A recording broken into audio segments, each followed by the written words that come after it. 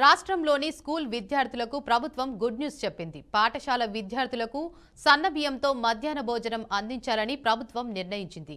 ఈ క్రమంలో ప్రభుత్వ స్కూళ్ల విద్యార్థులకు సన్నబియ్యంతో మధ్యాహ్న భోజనం పథకం అమలు చేస్తామని మంత్రి నాదెండ్ల మనోహర్ తెలిపారు. జూన్ 12 నుంచి 41,000 స్కూళ్లు 4,000 సంక్షేమ హాస్టళ్లలో ప్రారంభిస్తున్నట్టు తెలిపారు. అన్నదాతల గౌరవం పెంచేలా వారి చేతుల మీదుగానే బియ్యం పంపిణీ చేస్తామని మంత్రి ప్రకటించారు.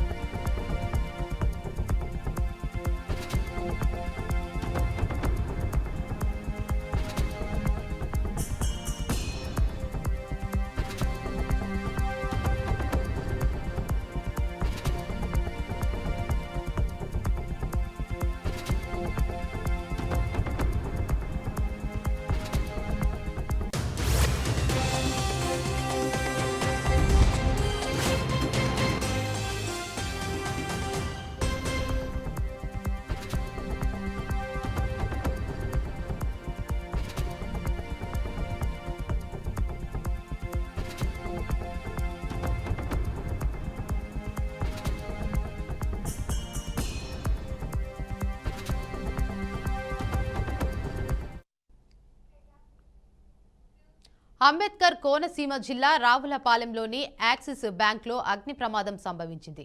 మంటల కారణంగా బ్యాంకు ప్రాంగణంలో పొగ అలుముకుందని స్థానికులు తెలిపారు.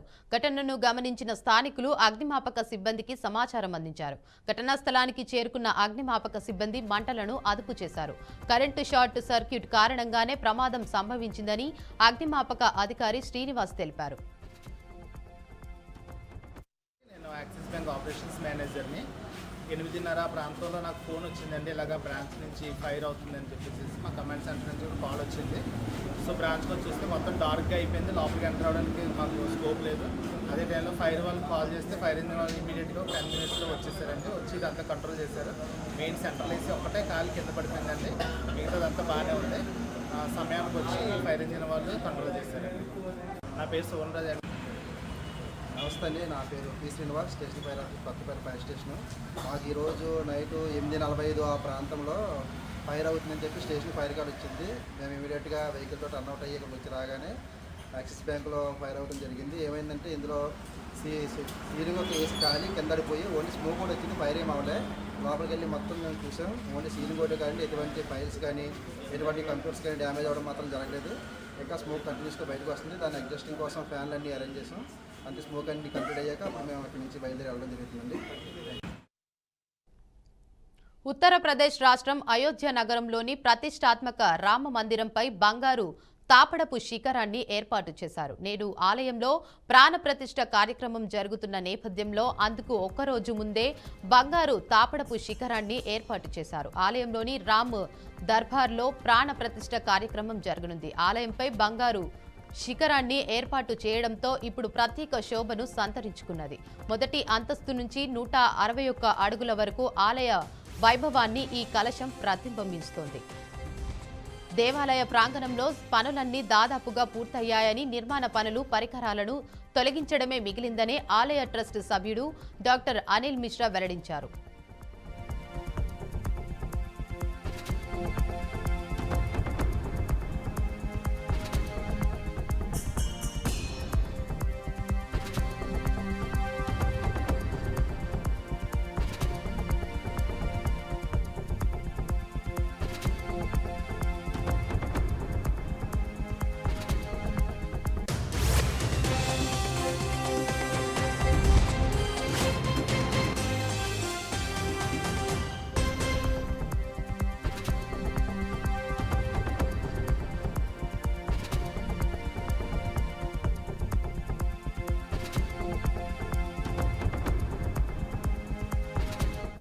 Back to news. దేశంలో గోవధ నిషేధ చట్టాన్ని పటిష్టంగా అమలు చేయాలని విశ్వ హిందూ పరిషత్ పిలుపునిచ్చింది. అక్రమంగా నిర్బంధించిన గోవులను విడిపించి గోశాలలకు తరలించేందుకు సోమవారం బీహెచ్పీ చేపట్టిన ఆపరేషన్ గోమాత చలో పాత బస్తీ కార్యక్రమం ఉద్రిక్తంగా మారింది. బీహెచ్పీ రాష్ట్ర కార్యాలయం ఎదుట ఏర్పాటు చేసిన ఆపరేషన్ గోమాత కార్యక్రమంలో బీహెచ్పీ అధికార ప్రతినిధులు పాల్గొన్నారు. రాష్ట్రంలో గోవధ జరుగుతోందని, రాష్ట్ర వ్యాప్తంగా ఉన్న చెక్ పోస్టులను దాటుకొని నగరానికి గోవులు ఎలా చేరుకున్నాయని ప్రశ్నించారు. ఈ విషయంలో పోలీసులు కఠిన చర్యలు తీసుకోవాలని కోరారు. ఈ సందర్భంగా సుల్తాన్ బజార్ ఎస్ఐ మధుసూదన్ ఫిర్యాదు మేరకు పోలీసుల విధులకు ఆటంకం కలిగించారనే ఆరోపణలపై బీహెచ్పీ ప్రతినిధులపై కేసులు నమోదు చేసినట్లు ఎస్ఐ నరేష్ కుమార్, ఇన్స్పెక్టర్ నరసింహ పేర్కొన్నారు.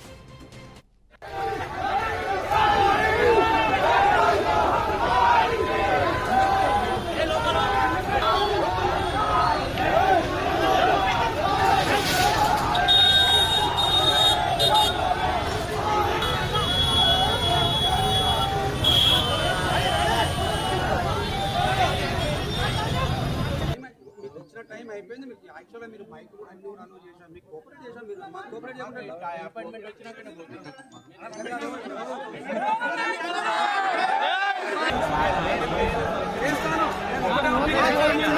ఎక్కువ చేస్తున్నా. రమేష్ గారు ఇది బాగా కాదు, బాగా కాదు. మీరు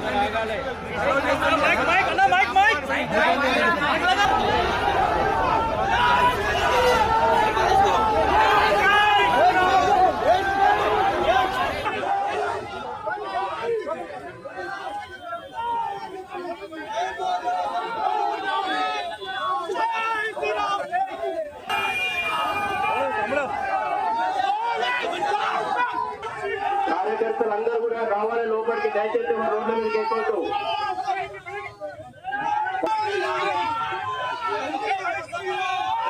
కార్యకర్తలందరూ కూడా లోపలికి రండి. మనకు అపాయింట్మెంట్ ఇచ్చిస్తామన్నారు.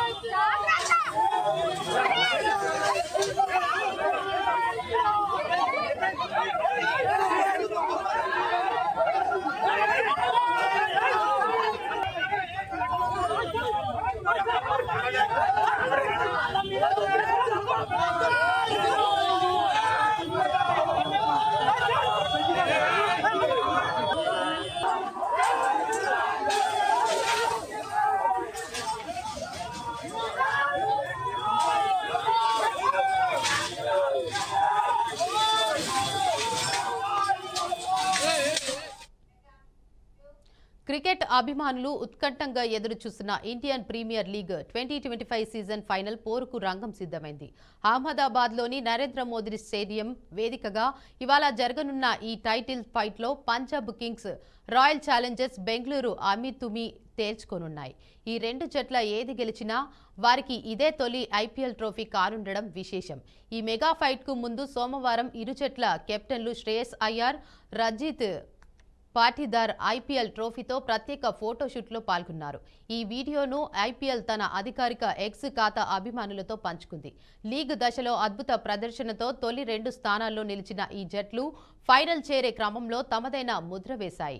క్వాలిఫైయర్ 1లో పంజాబ్పై ఘన విజయం సాధించిన ఆర్సీబీ 4వసారి ఫైనల్కు దూసుకెళ్లింది. మరోవైపు పంజాబ్ కింగ్స్ జట్టు క్వాలిఫైయర్ 2లో ముంబై ఇండియన్స్ అడ్డంకిని అధిగమించింది. ఈ సీజన్లో ఈ రెండు జట్లు ఇప్పటికే 3 సార్లు ముఖాముఖి తలపడ్డాయి.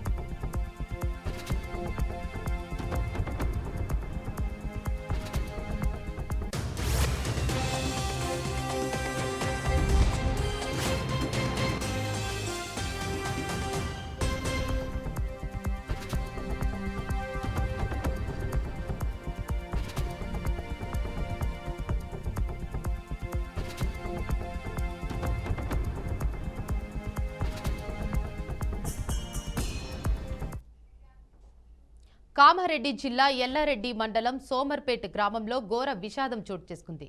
గ్రామ సమీపంలోని మైషమ్మ గుడి వద్ద నిజాం సాగర్ బ్యాక్ వాటర్లో ఈతకు వెళ్లిన 3 యువకులు మృతి చెందినట్లు స్థానికులు తెలిపారు. సమాచారం అందుకున్న పోలీసులు ఘటనా స్థలానికి చేరుకుని గాలింపు చర్యలు కొనసాగిస్తున్నారు. మృతి చెందిన వారు మధుకర్ గౌడ్, నవీన్, హర్షవర్ధన్ గా గుర్తించినట్లు స్థానికులు తెలియజేశారు.